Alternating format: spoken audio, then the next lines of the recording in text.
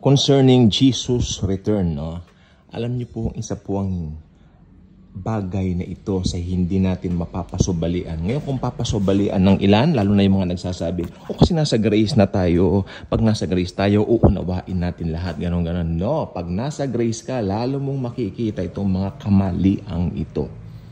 Diba? At lalo mong i-preach. Dahil pag si Pablo nandito, i-preach din niya ito. Okay? So, merong pagkukorek sa grace. Okay? Some churches right now, okay, talagang makikita na po natin na paano ko ba ito uumpisahan na sabagay ma-open na dapat ma-open, pero hindi ko po intention yun dahil kayo nakikita nyo rin po, no? Mostly, yung kanilang mga focus more on gimmicks, more on mga palabas. Alam niyo tawag doon? Events. Hindi ko na makalimutan. Events. At more on mga parapol. Alam niyo po bang alam ko ang sinasabi ko? I was a part of a institutional church. Hindi naman ganun katagal, thank you Lord. Pero alam niyo po bang halos bulabungin kami kahit saan kami naroon. Parang hindi na kami makapag-function sa aming private lives dahil tawag doon ang ginagawa sa amin. Tumatakas na nga po kami. Parang pinapatay na namin yung mga telepono namin. Pero pinupuntahan kami sa bahay ng pastor. Paano naman yan? Anong gagawin mo? Then, ako po ang nagpasinaya ng lahat ay ako yung parang ginigimikan pa nga nila ako Puntahan ko raw yung pastor, magpaalam ako nung aalis na ako. Sabi ko naman sa isip ko, ba't ka naman siya pupuntahan? Then I consulted my sister, a born-again Christian also. She's based in the US. Sabi niya, ba't mo pupuntahan yun? Kanyang gano'n, ba't mo nang pupuntahan? May telepono naman tayo. Teleponohan mo na lang. Magpaalam ka. Sabi niya, what a bright idea. Diba? What a very anointing answer. Very anointed yun. Kasi yun talagang practical na dapat gawin. Sabi niya, baka pagka, kinausap mo pa yun. Sabi niya, baka gumawa pa ng dahilan, ganun, i-hold ka pa. Sige, huwag ka nang pupunta roon. Tama. Diba? Kasi sabi nung sekretary niya, magpaalam pa, puntahan mo yung pastor, ganun. Pero, the Lord is good, directed me to my sister na nag-suggest sa akin. Alam mo, pag nasa institutional church, kapag aalis ka na dyan, mahirap Parang meron kang tinatawag na bigat ng kalooban. Pero hindi naman yan ang point natin. The point here is, alam bang ginagawa mostly ng mga churches ngayon? Parang concert. Okay? Parang concert na ibang-iba na po. Ako bibigyan ko po kayo ng example, no? Tignan niyo po yung Hillsong. Palagay niyo, nakikinig ako ng mga bagong Hillsong. Yes, magandang lyrics, si Jesus pa rin, pero yung ganon na estilo, more on more on pop. Gusto nila maging popular na. Hindi na katulad dati nila Darlene Sheck na ang hangarin ma-praise si Jesus. Purihin ang Panginoon. Nagbabago ang panahon Hindi niyo po ba alam yan? Tsaka dati, naalala ko dati, pag may bagong labas yung Hillsong na CD, diretso na kami sa PCBS. Meron din sa SM nun sa Odyssey dati. Di ba? Mga CD, tapes nila, gano'n. But ngayon, wala na mga tapes, wala na mga CD, wala nang Odyssey. Palagi mas ilagay mo sa Odyssey, yung mga walang bibili nun Ayaw na nila di ba? Kaya itong sinasabi ko po sa inyo, obserbahan nyo ang paligid ngayon. Sabi ng Biblia, pasama ng pasama ang mundo. May nangangaral daw, pabuti ng pabuti. Hindi po totoo yun, pasama ng pasama ang mundo. Yung diwa ng mga bata, ay kahapon lang po may kwento po ako sa inyo.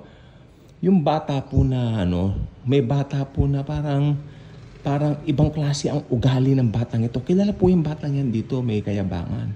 Kitang-kita namin, tumitingin sa amin, parang nakaganyan pa, parang ang yapang ng mga batang ito kako. Iba na yung diwa nila. Sabi naman ng matandang kasama namin kahapon, yan ang mga batang hindi nyo kailanman madadala sa Panginoon. I agree ako. Dahil pag ganyan ang asal, Satanas na talaga ang nag-i-influence sa mga yan. Ibang-iba na po. Lahat ng bata ngayon, I feel and I fear for them. I feel na parang gusto lahat maging popular. Tingnan nyo dito. Lahat meron silang sariling mga reels. Di ba? Sino ang pinopromote nila? Themselves. Mga sarili nila.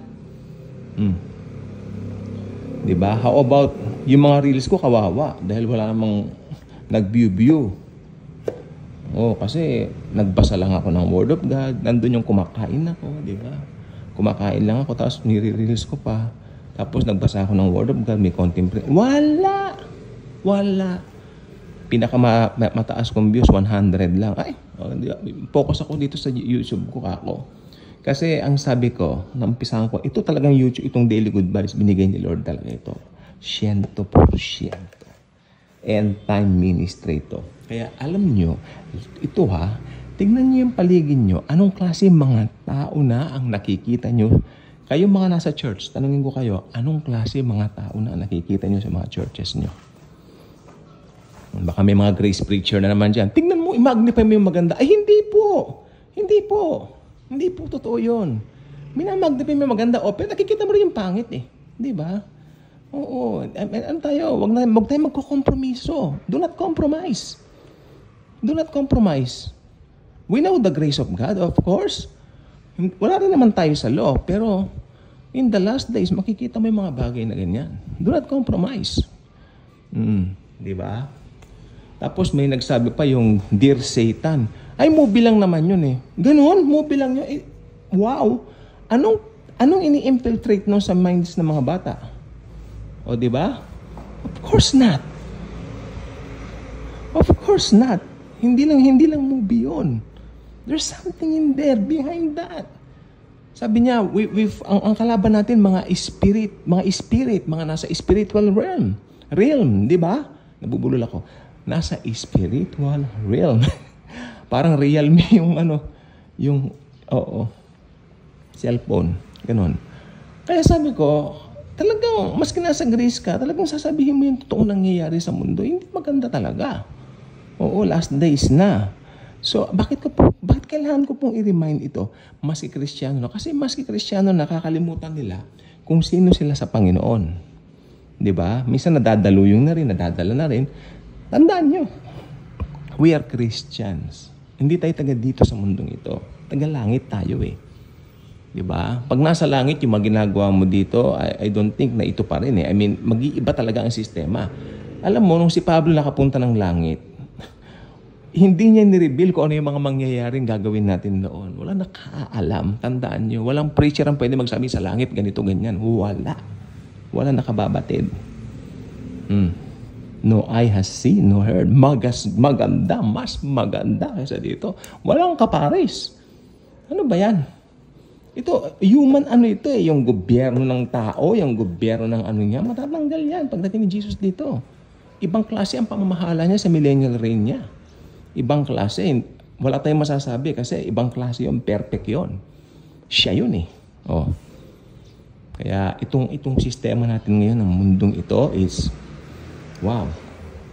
Ito ang oobserbahan natin kasi last days nang talaga.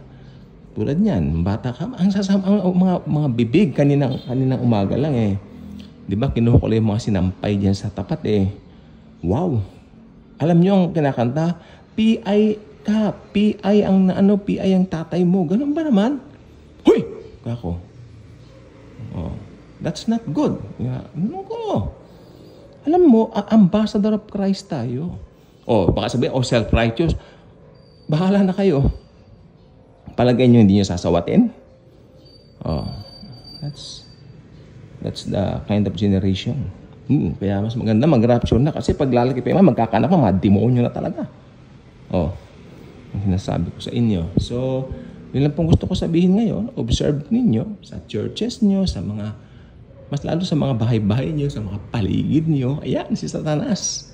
Diba? Siya ay nandito, naghahanap na magogoyo, madideceive. Last days, come on.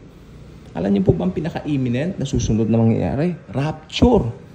At pag na-rapture tayo, bahala na sila dito. Diba? Ngayon, habang church age pa, may pangangaral, dead ma sila, go. It's up to them. It's their choice. Wala tayong pakialam sa kanila kung ayaw nila makinig, hindi ba? Kasi importante, ginagawa natin yung ating tungkulin. Yun. And some people talaga ibang ugali, tandaan yan. And I highly recommend each and every Christian i-declare natin na Sa bawat araw, protektahan tayo ng Diyos kasi yung sa atin na lang po, masama ang mundo pero I declare, Lord, pagising ko sa umaga, I declare long life at good health, safety and protection and guidance wherever I go. Lalo dito sa Maynila. Di ba? Pupunta ako ng ganito, pupunta ako sa ganyan.